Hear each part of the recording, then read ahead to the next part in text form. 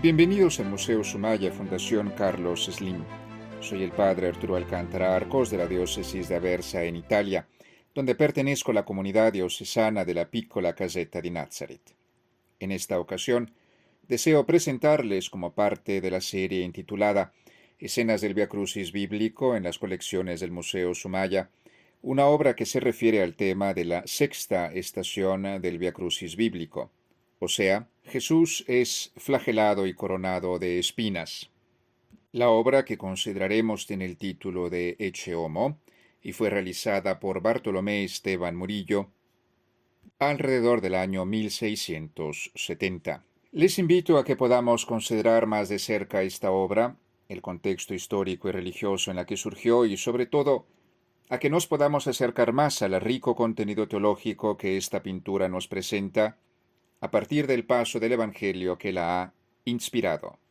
Bartolomé Esteban Murillo nació en Sevilla y fue bautizado allí el 1 de enero de 1618. Murió en la misma ciudad el 3 de abril del año 1682. Decir Bartolomé Esteban Murillo es hablar de una figura central, quizás la figura central de el arte de Sevilla, sobre todo en Sevilla, como se manifiesta en las obras que realizó para su ciudad. Figura, pues, centralísima de la escuela sevillana. Hablar de Bartolomé Esteban Murillo es hablar de iconografías que quedan hasta el día de hoy como realidades inconfundibles. Tal es el caso, por ejemplo, de sus obras y de sus trabajos por cuanto se refiere a la iconografía de la Inmaculada Concepción de la Virgen María, donde, viendo sus grandes realizaciones de este tema, considerando, por ejemplo, la Inmaculada Concepción del Escorial, conservada hoy en el Museo del Prado, o la Inmaculada Concepción del Museo Sumaya, inmediatamente, contemplándolas, entendemos con toda claridad que se trata de este tema y de este sujeto religioso sin ninguna duda.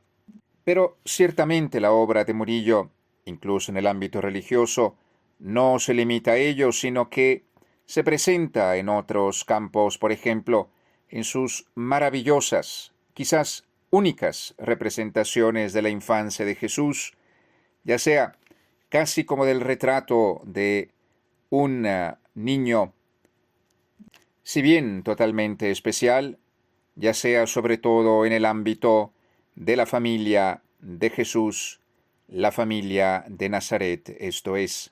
Hablar de Murillo es pues también hablar de sus grandes comisiones, las grandes comisiones que recibió, por ejemplo, para Santa María la Blanca, o también para el Hospital de la Caridad, o finalmente para la Iglesia de los Capuchinos de la misma ciudad de Sevilla. Sin embargo, hay que decirlo también, el tema de la pasión de Jesús, el tema de sus sufrimientos, si bien en manera más reducida respecto a otras temáticas, está también muy claramente presente en la obra de Bartolomé Esteban Murillo. Así pues, dentro de la producción de obras no solamente religiosas, sino dentro de estas de las obras que tienen que ver con la pasión de Jesús, una de estas ciertamente especial es la que se refiere al varón de dolores, al Ecce Homo, y que la que conserva el Museo Sumaya tiene un gran parecido con la versión del mismo autor que se conserva en el Museo del Prado. El período en el que está fichada esta obra la acerca igualmente a las comisiones que él recibió por parte de la Congregación de los Capuchinos de Sevilla que hemos mencionado poco antes. En la época en que Bartolomé Esteban Murillo pinta esta obra, este Ecce Homo, es seguramente obispo de la ciudad de Sevilla Ambrosio Ignacio Spínola y Guzmán. el cual provenía de una importante familia, los Spínola, con raíces y conexiones en Italia. Su tío había sido cardenal, uno de los más jóvenes de la historia.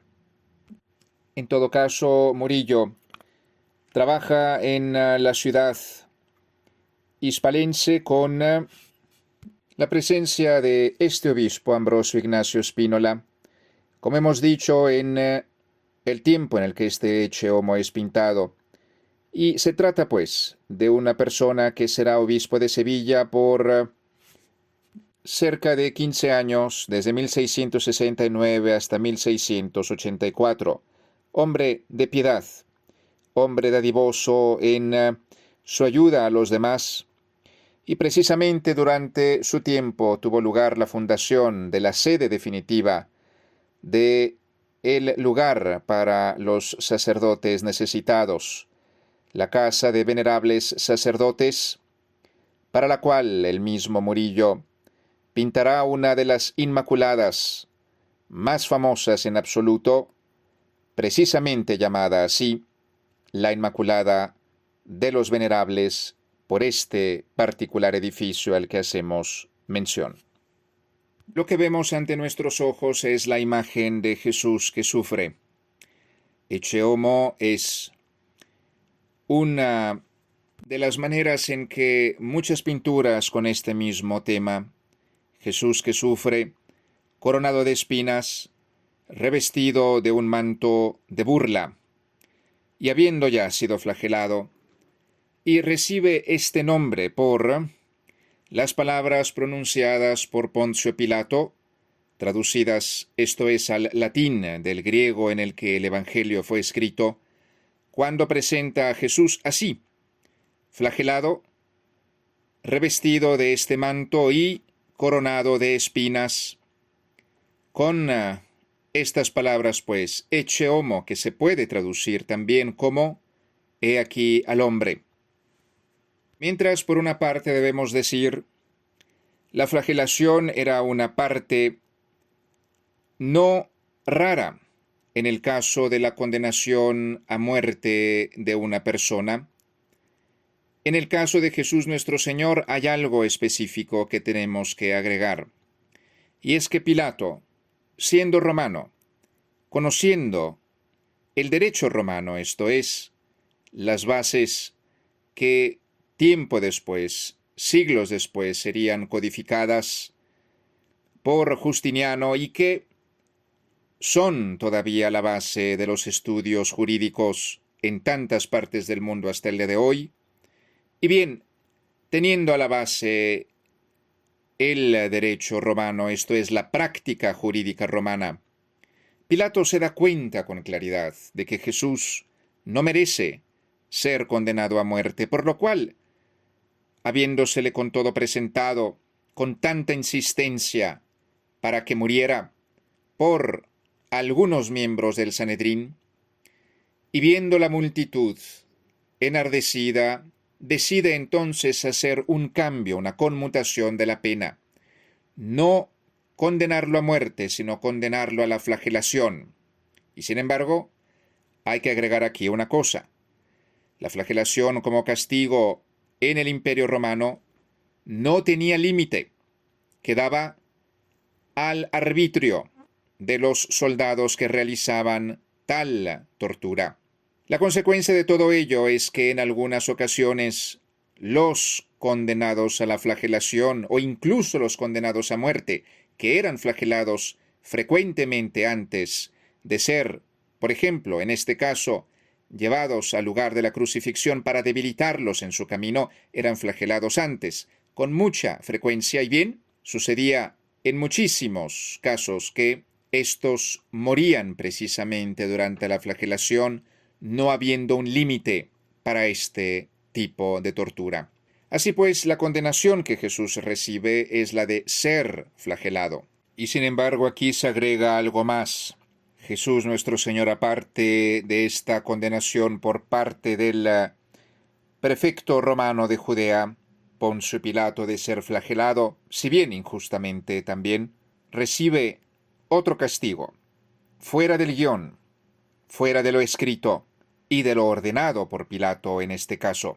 Esto es coronado con una serie de espinas, es burlado por estos soldados que juegan a un juego común, el juego del falso rey, del rey de burla, esto es, y para esto le ponen un vestido que recuerda, por supuesto en tono de burla, la púrpura imperial y una caña para simbolizar el cetro.